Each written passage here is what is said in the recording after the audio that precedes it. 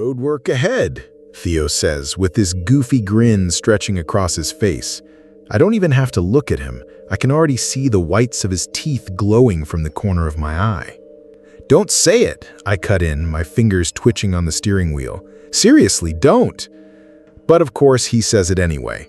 Yeah, I sure hope it does. He's laughing at his own joke, and I'm just shaking my head, muttering under my breath. I've always hated that vine. It's ancient internet history at this point, and yet he still finds it hilarious. How we doing on time? I ask, eager to change the subject. Theo glances at his wristwatch, then checks his phone and car's dashboard clock for good measure. All three sync up. 2:17 a.m. We've got 5 minutes, he says. Perfect, I grin. We're actually going to make it this time. Is it far?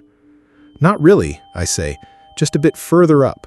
It's hard to see in the dark, but there's a line of hills just past the cornfields on the right. That's where we're going. He nods and leans back into his seat. The road stretches endlessly ahead of us, cutting through wide open country. There aren't many trees out here, just endless cornfields, tall and silent, waving a little in the breeze.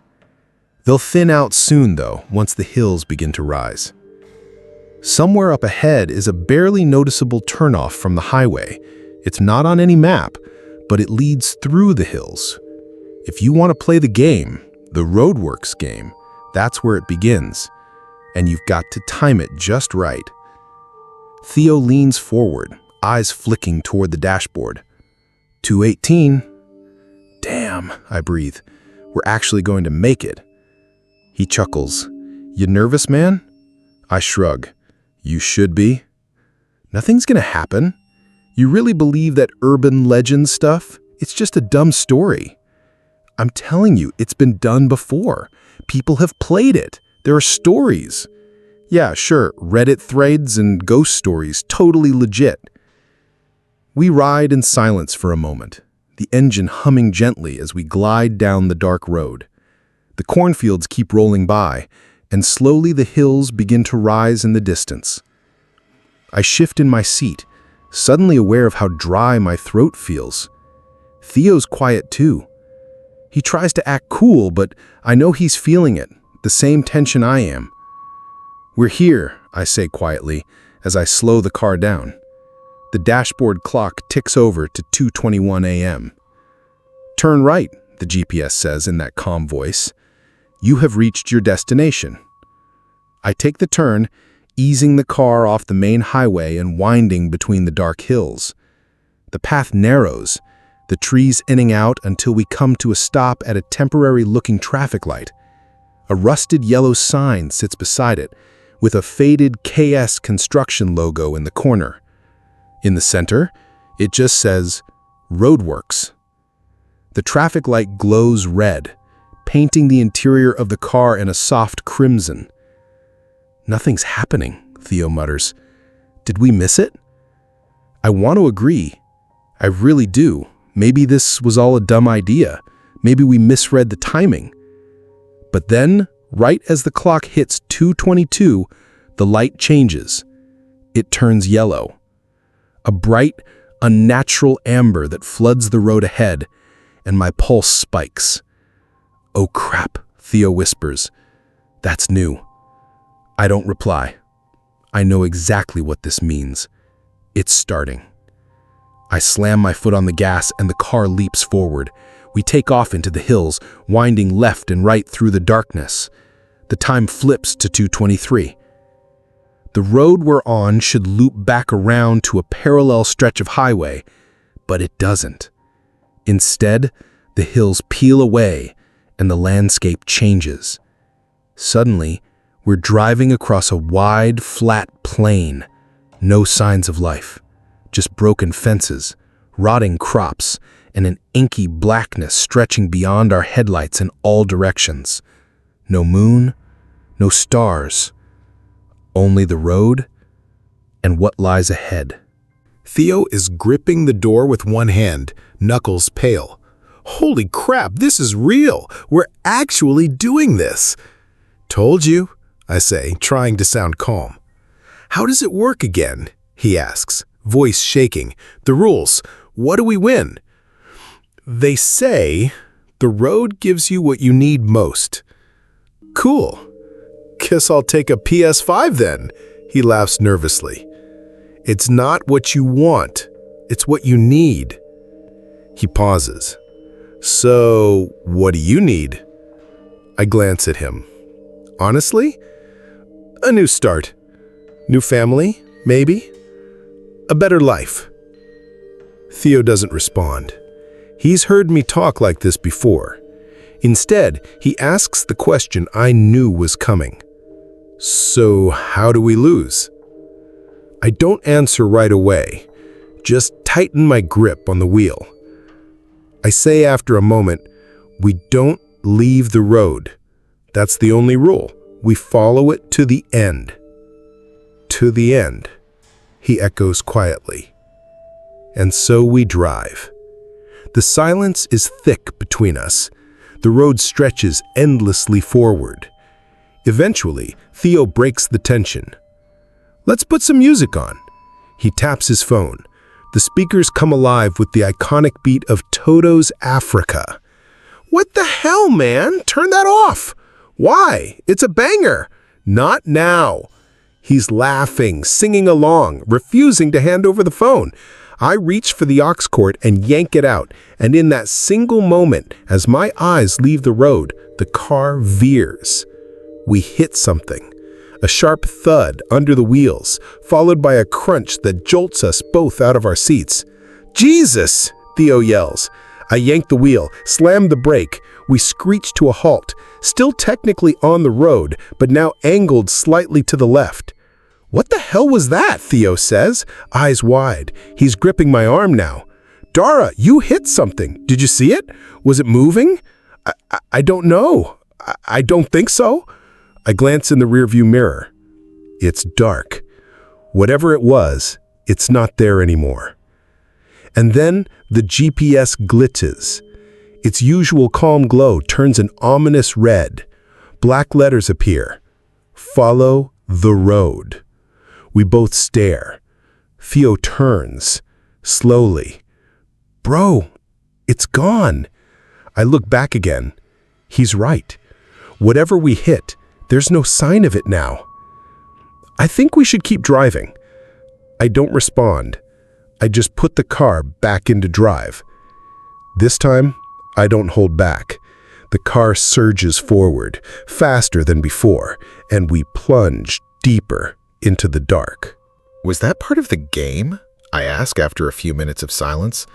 Theo shrugs, but he's tense. "I don't know, man. You're the one who dragged me into this." "But it disappeared," I murmur. "It had to be alive." "Well, if it moved, maybe it's okay?"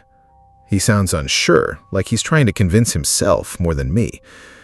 "It wasn't a person, right? No one walks out here." "No one should be out here at all," I reply. The silence creeps back in, heavier than before. My palms are sweating. I wipe one at a time on my jeans, eyes glued to the road. Then Theo says, barely above a whisper, "There's something in the fields." "What?" "Look," he insists, pointing out the window. I glance left, then right. At first, I don't see anything. But then, yeah, there's movement in the grass. Something rustling between the broken fence posts. Just little shadows, faint, darting shapes in the darkness. Every time I try to look directly, they vanish. "Do you see them?" he asks. I do. They're everywhere now. First a few, then dozens, then more. Little shapes flickering just out of sight. I slam the accelerator down harder, the car lurching forward. "We should turn back," Theo mutters. "We should turn the hell back." "No," I snap. "We can't. That's the rule. We stay on the road." A figure flashes past on the left. Theo yelps. It's a person, standing just off the shoulder. But as we fly past, it becomes clear it's not a person. It's a scarecrow. Its head lolls to one side, stuffed with straw, clothes tattered and waving in the breeze. Another one appears, then a third, all scattered at irregular intervals in the fields. Then one stands right on the edge of the road, and after that, more and more. They come faster, closer. Scarecrows lined up like silent sentinels, watching.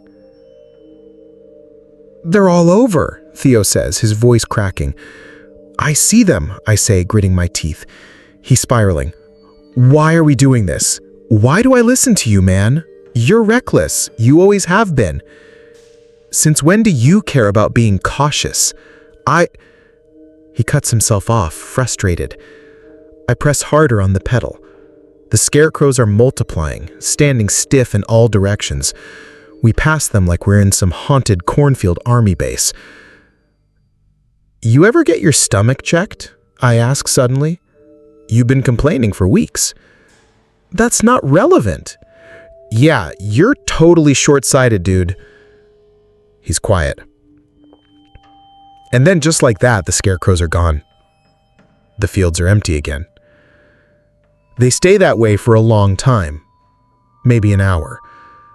And in that hour, a question creeps into my head. I know Theo's thinking it too. What if the road doesn't end? I shake the thought away. The road is smooth. No turns, no exits, just straight. Theo drums his fingers on his leg, bathed in red from the glitching GPS screen. "You really think I'm short-sighted?" he asks. "Maybe a little." He's quiet again, but only for a minute. "Dude," he says suddenly, "there's something out there." "Where?" "To the right, look." I squint out the window. Something's out there. It looks like a massive piece of farming equipment. Maybe a tractor? Big, dark, metal, half submerged in the field. "Just old machinery," I say, though my voice lacks conviction. But even as we say it, the machine begins to move. It unfolds. "Oh God," Theo gasps. "Go." I don't need telling twice. I slam the pedal and shoot forward, but I can't stop watching it. The thing is huge, bigger than I thought, towering, mechanical limbs clanking into place. And then it's chasing us. "What the hell is that?" Theo screams, twisting in his seat to look. It's running, full speed. Its head is huge and misshapen, and two bright orange lights flick on. Eyes. Burning eyes. "Drive! Drive! Drive!" I do. But it's fast. Too fast. It raises an enormous axe, some industrial monstrosity, rusted and jagged. The machine roars, a horrible, grinding sound like metal screaming. I swerve left, skimming the edge of the road. The axe comes down hard just in front of us. Crack. The road explodes in sparks and debris as the blade bites into it. "Go, Dara!" Tio yells. I hit the gas again. The engine sputters, straining, but it's enough. The machine man stumbles, caught in the crater it just made. It can't pull the axe free fast enough. It falls behind. I glance in the rearview mirror. Those orange eyes burn into the distance, watching. Only when they disappear completely do I breathe again. Tio wipes his face, his hand trembling. "I don't want to see that guy again," he says, voice hoarse. We stay on the road, no turning back. He nods weakly. So, we keep going.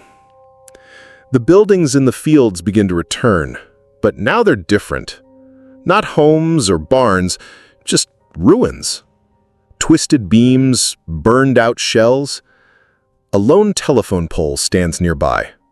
Green, splintered, unconnected to anything. Even the fences here are that weird, moldy green.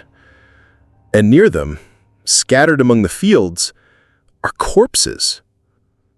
Animals, I think. Or used to be. Massive rib cages stretch out from ruined bodies. Blood, bone, all torn apart and rotting? We're both staring, neither saying a word. Then, a sound. Roaring. Not mechanical this time. Something alive. I tense, grip the wheel tighter, but nothing happens. 10 minutes pass. Just us, the road, the occasional howl in the distance. And then we see it. Atop a collapsed barn. At first, I think it's a statue. Then it moves. It raises its head, and it roars, a massive, black, lion-like beast, its fur thick and matted, green eyes gleaming like headlights. It leaps. "Look out!" Theo yells. I swerve again, this time not slowing down. The creature lands beside us, swiping, its claws rip through Theo's door, metal curling like paper. He screams. Then it vanishes into the dark. For a second. Then it's behind us again, running, keeping up, drool flying from its jaws. I'm maxed out, the car can't go any faster. The thing leaps and lands on the back. We feel it. A huge jolt rocks the vehicle. Metal groans. The lion thing's face appears in the back window, snarling. I start jerking the wheel left, right, left, trying to throw it. Theo is screaming. I'm sweating, panicking. And finally, it falls. It slides off and disappears into the fields. I don't stop. I don't even breathe.